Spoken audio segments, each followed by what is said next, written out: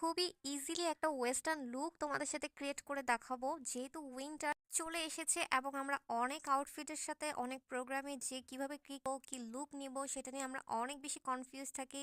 So that সেই জন্য আজকে খুবই ইজিলি একটা ডিফারেন্ট টাইপের ওয়েস্টার্ন লুক ক্রিয়েট করব। আশা করি তোমাদের খুবই হেল্পফুল হবে। সো তোমরা এই ধরনের লুক যে কোনো ওয়েস্টার্নের সাথেও ক্যারি করতে পারবা। আর একটু ডিফারেন্স লুক আমি তোমাদের সাথে একটু শেয়ার করতে যাচ্ছি। So let get start now. Hi everyone.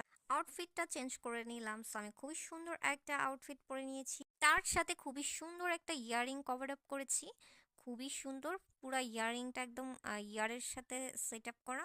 And then আমি হচ্ছে আই লুকে চলে গেলাম। তোমরা কিন্তু বারবার ভিডিওটা দেখে বুঝে তারপরে স্টেপগুলো নোটিস করলে তোমরা ইজিলি ক্রিয়েট করে ফেলতে পারবা। সো আমি একটা স্কাই কালারের ডার্কের মধ্যে একটা ব্রাশ দিয়ে মিডল ক্রিস লাইন থেকে প্রিন্সের মতো একটু টেনে নিলাম। দেন আবার চোখের আইলাইনারের সাইডটাতেও আমি একটু চোখের আউট সাইডেও লাইনারের মতো টেনে নিব। সো প্রথমে হচ্ছে ক্রিস লাইনে দিয়েছি, তারপর হচ্ছে লাইনারের সাইডে চোখের আউট সাইডেও একটু উইন্সের মতো টেনে নিয়েছি। আমি কিন্তু এটা টোটালি একটা আই শ্যাডো দিয়ে করছি, আই ব্রাশ দিয়ে। তারপর হচ্ছে আমি কনসিলার দিয়ে এটাকে আমি সেট আপ করবো, বিকজ এটাকে আমি জাস্ট বসিয়েছি, কোনো ব্লেন্ডও করি নাই।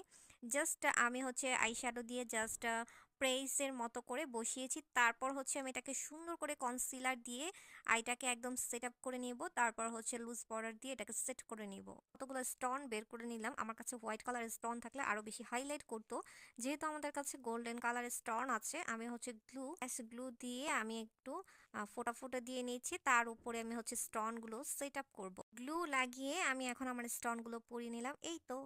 আর আমি গর্জিয়াস ল্যাশটা পরে নিলাম আমার চোখে। এই তো আমার ফাইনাল লুক। সো আমার লুকটা তোমাদের কাছে কতটা হাইলাইট, ফ্ললেস এবং ডিফারেন্স লেগেছে অবশ্যই একটা ভিডিওতে ডিটেলে শেয়ার করব। সো আজকে এই পর্যন্ত, ভালো থাকো, আল্লাহ হাফেজ, বা